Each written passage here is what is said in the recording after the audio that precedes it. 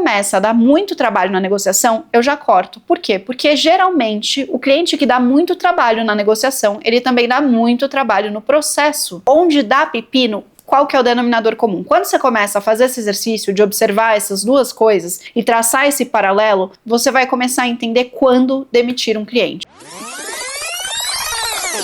Olha esse cacho, perfeitamente perfeito, gente. É uma vida inteira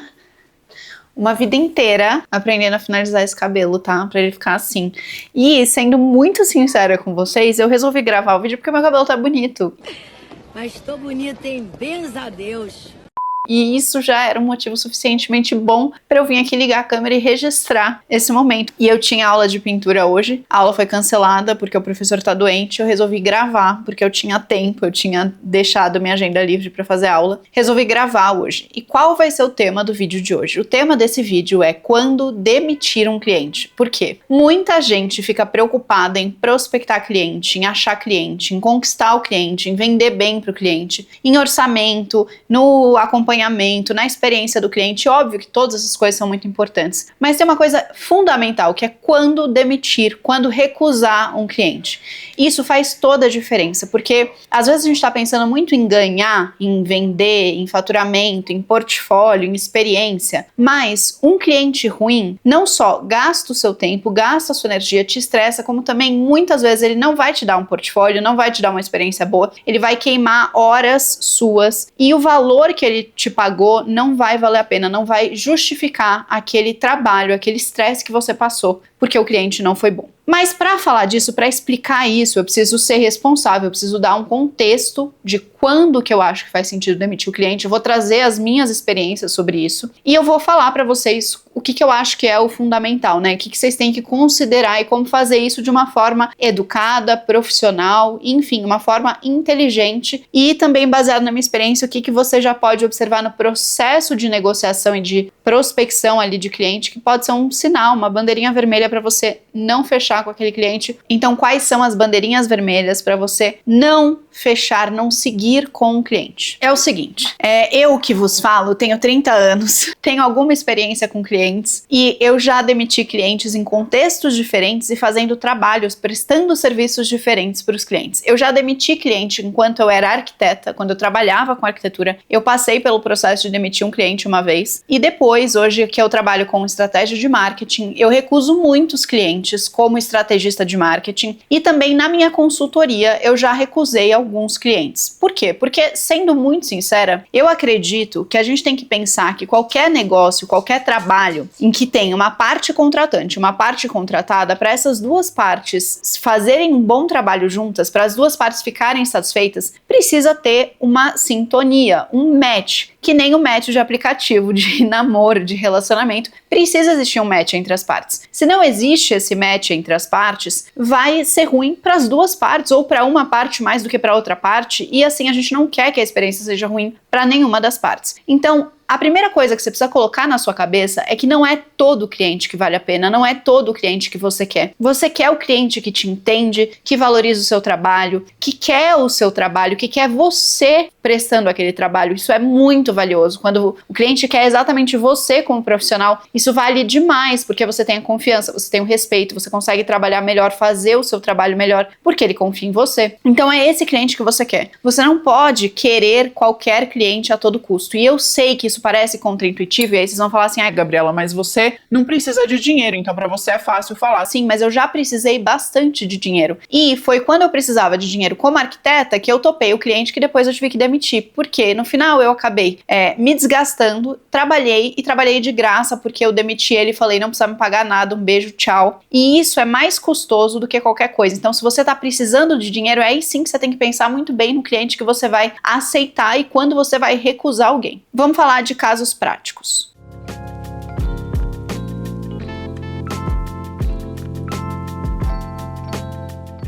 Então você vai ter que colocar isso na sua cabeça e vai ter que superar que isso não é uma questão de capricho, isso é uma questão de produtividade. Por quê? O cliente ruim, você vai trabalhar para ele, você vai gastar horas e você provavelmente não vai receber nada. Ou você vai gastar horas e você não vai produzir algo que você gosta e isso não vai servir para o seu portfólio, para a sua experiência. Então, por isso que o cliente ruim não vale a pena. Então, vou dar aqui um exemplo de algo que aconteceu comigo lá atrás, quando eu era arquiteta, quando eu precisava de grana. Eu aceitei um cliente, o cliente tinha comprado um imóvel em leilão. O cliente não tinha orçamento da reforma. Ele me falou, olha, eu comprei esse imóvel em leilão, foi super barato, eu não sei o que a gente vai fazer, mas eu preciso deixar ele habitável, o apartamento estava completamente abandonado, preciso que ele fique habitável e eu preciso de uma reforma, eu preciso comprar móveis, eu preciso entender o que eu preciso fazer aqui. Você que é arquiteta, pode me ajudar? Eu falei, posso te ajudar. Falei pra ele, né? E aí eu passei um orçamento, expliquei pra ele como que era o trabalho, ele nunca tinha contratado uma arquiteta e era uma pessoa sensível, uma pessoa que gostava de conversar, que estava super empolgado com o projeto. E aí eu falei, bom, preciso entender, quanto que você tem disponível? Ele falou, eu não sei. Aí eu expliquei, olha, isso é importante para eu saber, porque daí eu vou especificar um certo tipo de móvel, se você tem X ou se você tem 10X, são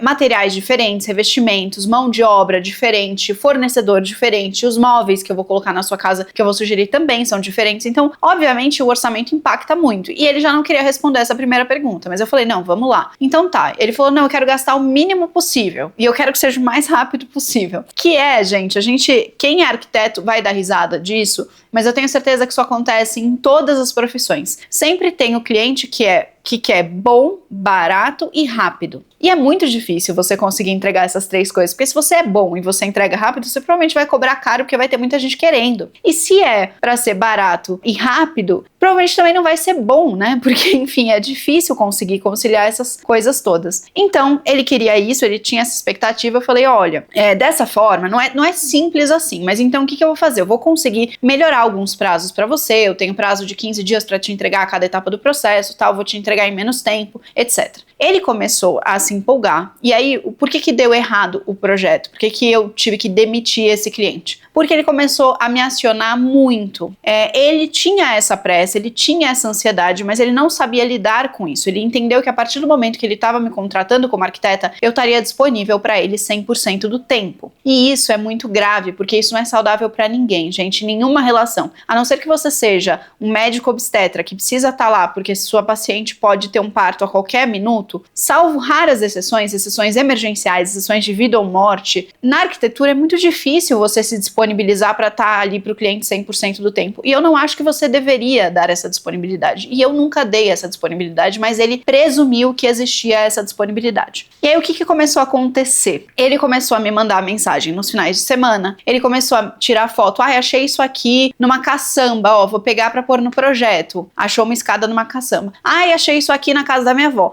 Eu achei isso aqui. E aí ele começava a me bombardear de fotos, de informações, ele me mandou 10 páginas de um texto falando quais eram as expectativas dele para a casa dele. Enfim, várias coisas. E eu olhei e eu entendi que ele estava passando por um momento na vida pessoal dele que tinha impactado essa decisão de comprar o apartamento, mas que era um momento delicado e que ele estava precisando, na verdade, de uma terapeuta. Ele estava precisando de um acompanhamento psicológico, ele estava precisando de acolhimento, ele estava precisando ser ouvido. Eu faço terapia, mas nada tá adiantando.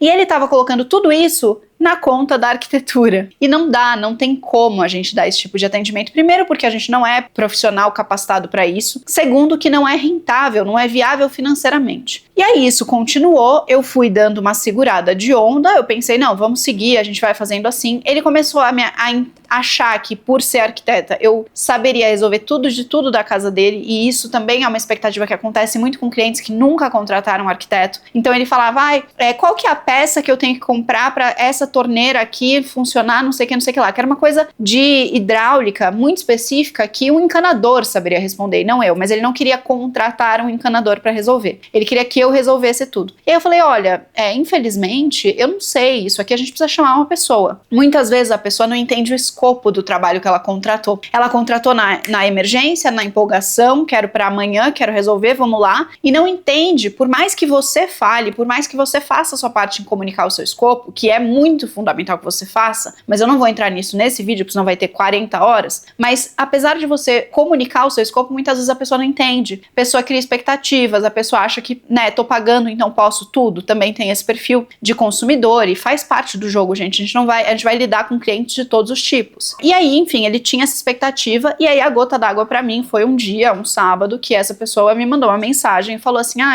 eu queria muito que você me respondesse, você não tá me respondendo, eu tenho pressa, etc. E me mandou um textão, porque eu não tava dando atenção num sábado. E eu falei, bom, eu infelizmente não consigo continuar dessa forma, porque eu tava sendo super, hiper cobrada por essa pessoa 24 horas por dia, mesmo já tendo espremido os meus prazos, mesmo já tendo melhorado todas as condições que eu fazia com outros clientes, eu tava já abrindo exceção e mesmo assim não era suficiente. Então, pra mim ficou muito claro ali que era uma questão de uma demanda emocional e eu não ia conseguir agradar esse cliente, por mais competente que eu fosse, não era isso que ia resolver a questão dele. Então eu mandei uma mensagem depois, um outro dia, falei, olha, queria conversar com você. Liguei pra pessoa, eu acho que em algumas situações, falando por voz é melhor, mas enfim, vai também de cada um. Às vezes você se sente mais confortável escrevendo, porque você consegue escrever tudo, editar e enviar, às vezes na hora você fica nervoso falando. Eu preferi falar e falei, olha, fulano, eu agradeço muito que você tenha confiado no meu trabalho, tenha quisto, querido, enfim, que você quis me contratar,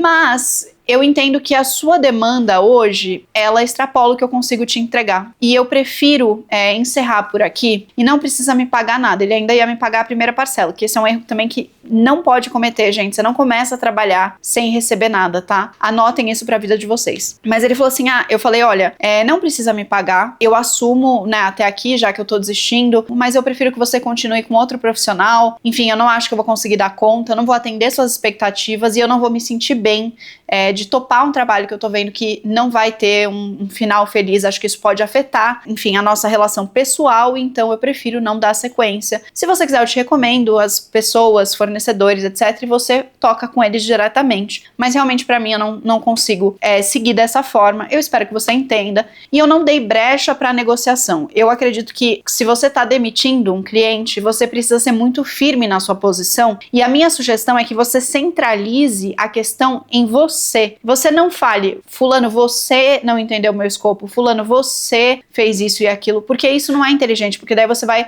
abrir brecha pra pessoa rebater e ficar discutindo com você. Você não quer discutir, você quer encerrar aquela relação e tchau. Então você fala, olha, eu entendi que eu não vou conseguir atender suas expectativas, acho que foi um equívoco ter topado, enfim, sinto muito por ter usado esse seu tempo, mas óbvio. E aí a compensação que eu dei pra ele, pra reparar ali a situação, foi, olha, não precisa me pagar nada. E assim encerrei esse cliente. E bom, obviamente ele não ficou feliz, ele ficou chateado, ele entendeu, mas assim, que bom que eu fiz isso, porque era uma pessoa conhecida, não era familiar, nem muito próximo meu, mas era alguém conhecido, e no final, gente, ele tinha toda a pressa do mundo, mas ele demorou mais de 2 anos pra concluir esse projeto, porque realmente era uma pessoa que tinha muitos desejos, muitas vontades, mas não tinha organização ali pra seguir, pra contratar o que era necessário, tal, queria tudo pra ontem, mas ao mesmo tempo também não estava disposto a fazer o que era preciso pra ter tudo pra ontem. Então era um pepino e acabou se estendendo muito, e que bom que eu saí, consegui preservar essa relação e ficou tudo bem no final. Hoje, como consultora e como estrategista de marketing, eu tenho muito claro quais são as coisas que eu não aceito de jeito nenhum. Então hoje eu tenho muito claro qual é o meu preço. E muita gente vai pedir para negociar o seu preço. Isso a vida inteira, gente. Não importa se você tá começando ou se você tem 50 anos de carreira. Tem pessoas que choram desconto em todos os lugares que elas vão. Eu, Gabriela, não sou essa pessoa. Eu só choro desconto em grandes lojas, em grandes marcas. Agora, quando eu tô contratando uma pessoa, eu não gosto de pedir desconto, porque eu, Gabriela, não acho isso legal. Eu gosto de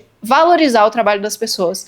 E eu acredito que se a pessoa tá pedindo um preço, é porque ela confia que aquele preço dela é justo pro trabalho que ela faz. Então se eu tô confiando em alguém pra contratar essa pessoa, eu também confio no valor que ela tá me passando. Eu confio que aquele valor é justo e que ela não tá abusando de mim ou olhando pra mim falando, eu vou cobrar mais porque ela pode pagar mais, ou não, vou cobrar menos. Não, eu confio que a pessoa está cobrando o que é justo pelo trabalho dela e que ela vai executar um bom trabalho. Então eu não gosto de negociar preço, mas a maioria maioria das pessoas, ou boa parte das pessoas, vai negociar preço com você. E o que eu acho que é fundamental você ter clareza, e que isso demanda muita segurança, e às vezes eu sei que, principalmente no começo de carreira, as pessoas não têm essa segurança, mas você precisa, mesmo que você não tenha, é bom você ser firme nesse ponto. É você ter segurança de não negociar preço e sim negociar escopo. Então, se a pessoa não pode pagar, se o seu projeto ou se o seu trabalho custa 5x e a pessoa não pode pagar 5x, ela pode pagar 3x, você vai negociar, você vai falar, fulano, legal, ó, por 3x o que eu consigo te entregar é A, B e C, e não A, B, C, D, E, ok? Porque é isso, você precisa negociar o escopo se a pessoa negocia desconto, e tudo bem, e aí você consegue manter o seu trabalho sendo valorizado. Quando um cliente vem até mim, procura o meu serviço e começa a querer negociar muito o valor que eu tô cobrando, muitas vezes eu vou negociar e vou falar assim, olha, eu consigo te ajudar com forma de pagamento, isso resolve pra você? Porque se sim, eu consigo flexibilizar. Ah, resolve, show, então vamos seguir assim, eu não mudo meu preço, eu flexibilizo na forma de pagamento e tá tudo certo. Ah, não, realmente não consigo, ainda tá muito alto pra mim. Eu falo, então ok, vou negociar escopo. Então, ó, eu consigo fazer isso, aquilo pra você. O que eu tenho muito claro hoje em dia? A negociação de escopo, ela precisa ocupar um tempo da minha agenda pequeno, porque se eu começo a negociar o escopo com todos os clientes, eu preciso mudar o meu contrato. Mudar o meu contrato significa mais horas, mais minutos gastando ali naquele atendimento, naquele processo. Então, tudo é impactado, eu preciso mudar o meu processo na hora que eu tô atendendo esse cliente. Então, o cliente que pede desconto, que você negocia o escopo, ele já custou mais caro do que o cliente que aceitou. Porque o cliente que aceitou, você já seguiu o protocolo do seu serviço com ele e você não gastou mais 15 minutos, que seja, revendo o contrato, entendem? Então, quando o cliente começa a dar muito trabalho na parte de negociação, eu costumo ficar atenta para entender se realmente é uma questão ali financeira ou da pessoa ainda não ter clareza do escopo. Eu explico mais uma vez, eu me disponibilizo a conversar e etc. Quando começa a dar muito trabalho na negociação, eu já corto. Por quê? Porque geralmente o cliente que dá muito trabalho na negociação, ele também dá muito trabalho no processo. E aí se torna mais difícil, mais moroso, mais cansativo atender esse cliente. E isso não é bom, gente, não é bom para nenhuma das partes. Então eu aprendi isso com a experiência, com o tempo de experiência. E hoje em dia, como estrategista, como consultora, ajudando outros arquitetos, ajudando outros profissionais, criadores de conteúdo, pessoas que querem vender mais, eu tenho muita clareza. Os meus melhores clientes não negociam preço. Os melhores clientes, os clientes que mais se dedicam ao processo, que mais dão um portfólio legal para mim, que fazem um trabalho legal conjunto comigo, são os clientes que não negociam preço. Todos os meus melhores clientes nunca negociaram preço, nunca questionaram o meu trabalho. Então é muito claro para mim o que vai dar certo hoje, né, do que o que não vai dar certo. Então vocês têm que ficar atentos nisso. Não importa qual é a sua profissão, qual é o tipo de serviço que você faz. Se você presta serviço e você tem cliente chegando em você, comece a observar quais são os comportamentos dos clientes que você tem que dão super certo. Então, seus clientes que você mais gosta de prestar o serviço, que você mais gosta de trabalhar junto, qual que é o denominador comum do comportamento deles? E qual que é o denominador comum do comportamento dos clientes que te dão dor de cabeça, que te acionam muito, que não entendem o escopo, que passam do limite eventualmente, enfim, onde dá pepino, qual que é o denominador comum? Quando você começa a fazer esse exercício de observar essas duas coisas e traçar esse paralelo, você vai começar a entender quando demitir um cliente. Você vai criar essas regras para você mesmo e cada um vai ter suas próprias regras, suas próprias variáveis. As minhas já são muito claras e que vão te dar mais segurança de entender que você está recusando aquele cliente, mas que aquilo é a decisão mais inteligente. Por quê? Tem uma frase, eu não vou dar a citação certa, porque eu não tenho a citação certa, tá? Mas o meu amigo me falou dessa frase, que é sobre investimentos, que é, às vezes a gente pensa muito em ganhar dinheiro, né, em multiplicar o patrimônio, quando está falando de investir em ações, investir na bolsa de valores e tal, fica pensando no percentual de retorno, etc. Mas mais importante do que o retorno é não perder, é conter grandes perdas. Você fica pensando em, eu vou aplicar R$1.000, será que vai virar 10 mil? E você tem que ficar mais preocupado em não deixar aqueles R$1.000 virarem 100, porque é mais difícil se virar 100 você voltar pro 1.000 do que 1.000 virar 1.100, 1.200, 1.300, enfim. Então, só para vocês entenderem um pouco o raciocínio da questão do cliente. Então, você começa a observar esses denominadores em comum do que dá errado, começa a observar o que é em comum com os clientes que dão certo e vai mapeando. Bom, passou da negociação. Vamos supor que você está nessa situação agora, que você tem um cliente aí que está te dando muito trabalho, que você está infeliz e você fica se perguntando se faz sentido romper o contrato com esse cliente. A primeira coisa que você tem que ter é um contrato, porque vai te respaldar nessas situações. E quando você faz um contrato, você faz um contrato dando segurança para as duas partes. Você vai fazer um contrato que te dá um respaldo caso você precise encerrar esse contrato, que você tenha ali recursos que você consegue assumir. Então você não vai colocar uma multa de um valor que você não consegue pagar para encerrar o contrato, porque senão você está se deixando refém daquele contrato. Então você não pode fazer isso. E você tem que também se proteger caso o cliente queira encerrar o contrato com você, que seja justo para as duas partes. Então você vai pensar nisso na hora de elaborar o seu contrato. Se você não tem contrato elaborado até hoje, para e faz isso. Isso é importante, isso faz parte da vida profissional de qualquer pessoa que trabalha de forma autônoma, que tem clientes. Isso precisa existir. E eu já errei de não ter contrato, inclusive, e hoje em dia eu tenho contrato em todas as minhas relações de trabalho. Faz muita diferença. Mas se você já está com um cliente, você vai primeiro tentar, obviamente, ajustar a situação para evitar essa demissão, esse encerramento. Então você pode conversar com o cliente. E às vezes a gente tem mais medo das conversas. A gente cria, na verdade, na nossa cabeça um medo tão grande daquela conversa, do que pode acontecer de ruim daquela conversa, mas muitas vezes o medo tá mais na nossa cabeça e quando a gente vai lá e conversa, a gente se sente aliviado e a situação se resolve de forma melhor, de forma mais amena do que a gente tinha imaginado, né? A fantasia costuma ser pior. Isso acontece muito comigo. E hoje em dia eu já tô mais calejada, eu já aprendi a conversar, mas você pode conversar e volta para aquela técnica que eu falei no começo do vídeo. Centraliza em você a questão. Então, por exemplo, um cliente está te acionando muito fora do horário comercial, está te acionando no final de semana, etc. Eu, Gabriela, solucionei isso criando 2 WhatsApps. Eu tenho um número de WhatsApp Business e um número de WhatsApp pessoal. O meu WhatsApp Business é business, e eu falo para os clientes, olha, você pode me mandar mensagem aqui a hora que você quiser, eu respondo quando eu estiver disponível. Então uma primeira coisa que você pode fazer é falar assim, olha fulano, só para te deixar mais a par,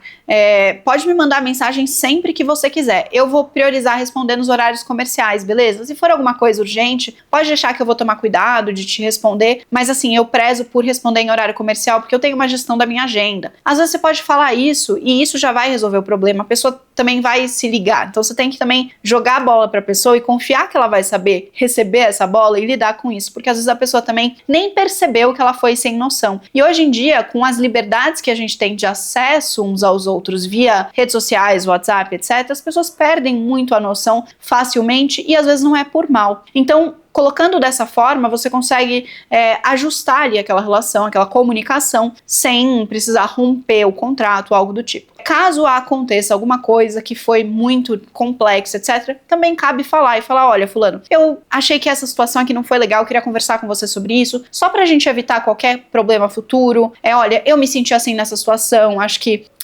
entendo por que você agiu dessa forma, ou gostaria de entender por que você agiu dessa forma, como que a gente pode evitar que isso aconteça novamente? Então, muitas vezes o diálogo vai permitir ajustar essa rota de uma relação que não tá indo bem, mas caso mesmo assim você deu essa chance e não rolou, aí acho que é o caso de você pensar em encerrar, e aí pensar o que você pode dar de contrapartida para aquele cliente, porque muito provavelmente ele vai sim se sentir lesado, vai ficar incomodado de você sair do processo.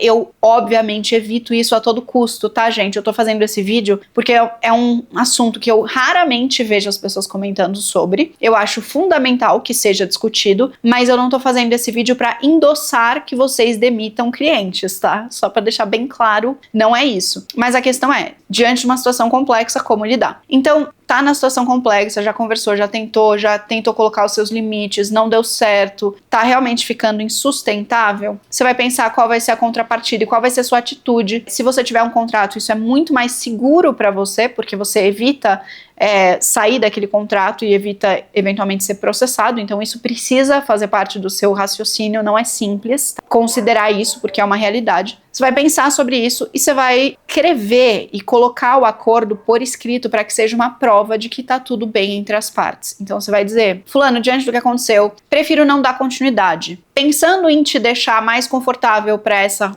ruptura ou para, enfim, esse encerramento, o que eu proponho e aí você vai propor solucionar, você não vai sair de um trabalho e largar tudo como está, né, gente? Isso também não é responsável e nem profissional, você precisa ser profissional, inclusive na hora de sair, né? A gente tem que ter responsabilidade. Então você vai ser profissional e você vai falar, então vamos supor aqui arquitetura, vamos pegar a arquitetura que a maior parte do meu público são arquitetos. Você vai falar, fulano, ó, não tá dando certo, tal, o que eu sugiro? Posso te indicar algumas pessoas para continuarem a obra, tem algumas pessoas de confiança, ou posso te recomendar um empreiteiro ou fornecedores para você dar continuidade. Me comprometo a fazer mais 2, 3 visitas para encerrar. Vou te passar o projeto, vou te entregar os desenhos. Eu acho que muitas vezes nesse caso uma compensação financeira é o que o cliente espera, é o que a pessoa mais vai valorizar que você fez por ela, muito mais do que você.